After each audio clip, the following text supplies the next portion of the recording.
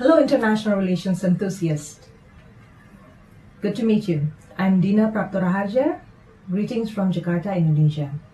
Today I'm taking you to the heart of Indonesian foreign policy, which is the principle of Bebas and Aktif. Bebas means independent and Aktif is active. Independent from directives of any other countries, including those of the major powers, and active in developing the global world order that is peaceful and just.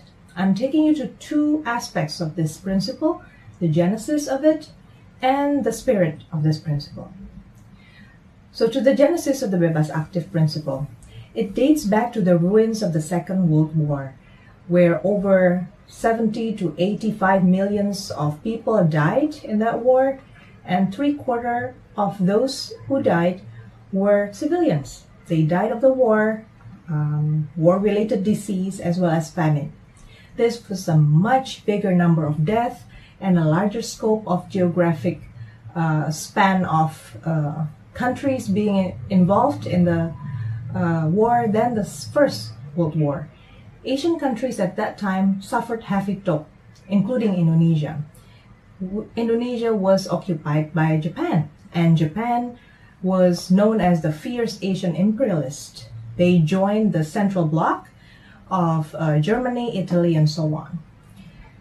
The search for dominance in the world politics that Japan was engaged in led to the tragic bombing of Hiroshima and Nagasaki. Basically, at that time, countries are willing to do anything to bring other countries to their knees. So inside of Indonesia, the preparation for independence continues on. For many years, Indonesians have been waiting for the chance to be independent. There are groups inside of Indonesia, and they debated fiercely about the timing to declare for independence. The first idea was to kick out Japan, but Sukarno and Hatta at that time saw that the challenge was not just Japan. Once you kick out Japan, the next power, which is the Allied power, is waiting to reoccupy Indonesia. And the history told us that Sukarno and Hatta carefully thought through all the scenarios to declare for independence. They even sought for information from Japanese high-ranking officials in the military, Laksamana Maeda and Major General Nishimura at that time, for the safest way for independence. Luckily, for Indonesia, not quite fortunate for Japan, the Hiroshima and Nagasaki bombing happened. Japan technically was brought to its knees and must give up its colonial power in Indonesia. But before that happened, there was a vacuum of power. So with very quick and intense preparation, Sukarno, Hatta, and other people of leadership in Indonesia prepared the documents for the declaration, and by 17th of August, it was Friday morning, it was 10 o'clock in the holy month of Ramadan, from Jalan Pegangsaan Timur number 56, the house of Sukarno, Hatta instructed to the youth and press professionals to copy the declaration and spread it to the world. It was read, Indonesia was independent.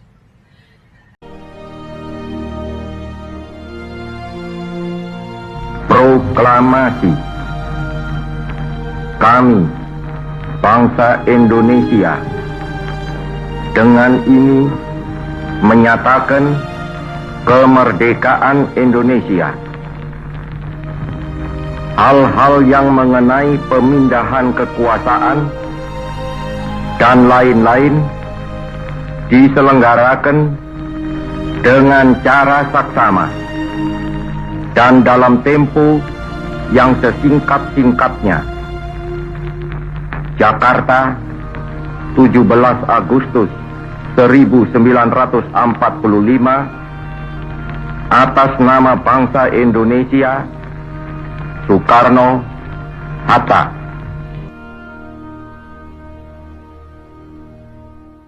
So imagine what happened with the Indonesian, at the foreign affairs level. What must have happened?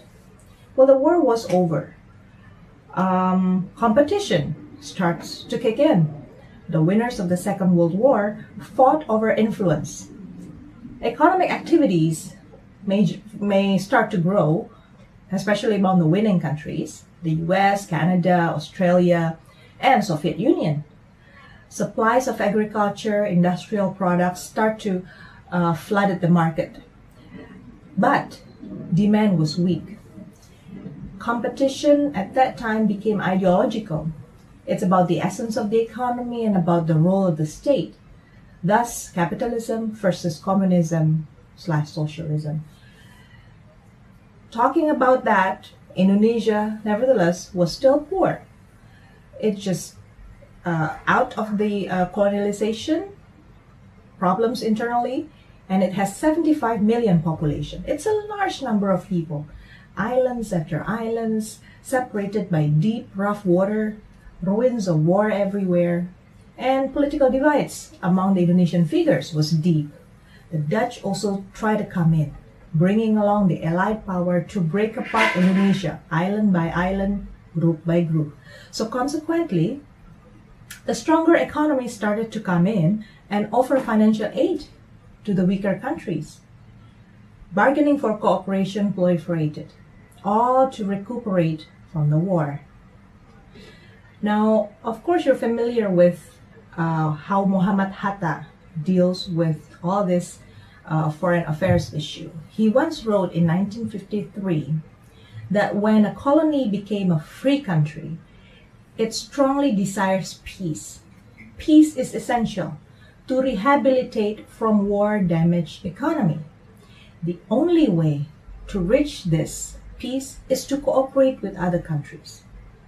So at that time, Indonesia's eyes was fixed to the United Nations. It was the focal points, a place where Indonesia can sit at par with other countries, gain recognition for the independence that it strives for, and at the same time fought for social justice at the international scale.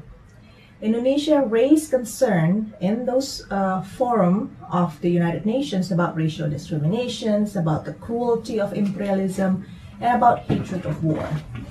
At the bilateral level, I entice you to read more about financial aid and development programs, particularly from the United States and Soviet Union, how these aid come to the region in Asia, and how Indonesia then have to weigh between money and dignity of not being stirred into the competition of these two giants. So that's the genesis of Indonesia's principle of Bebas and Aktif, independent and active. Now the second point, the spirit of independent and active. The spirit is threefold. Number one, multilateralism, seeking for international recognition, peace, and social justice by means of sitting together, equal, pushing for mutual respects. And second is industrial peace and cooperation, because without peace and cooperation, there's no prosperity, there's no social justice for all to rebuild from the war. Third is impartiality or non-alignment. Why? Because taking sides would mean enmity, would mean suspicion. And Muhammad Hatta, the vice president of Indonesia at that time, didn't quite like the term neutrality, because neutrality implies that you don't care about others, whereas Indonesia fought for solidarity. It's not antisocial. We fought for something. So the term impartiality is more proper. So to conclude, the founders of the Republic of Indonesia saw firsthand how mutual respect, how being equals to nations across the world is deeply essential to achieve interest while still maintaining peace.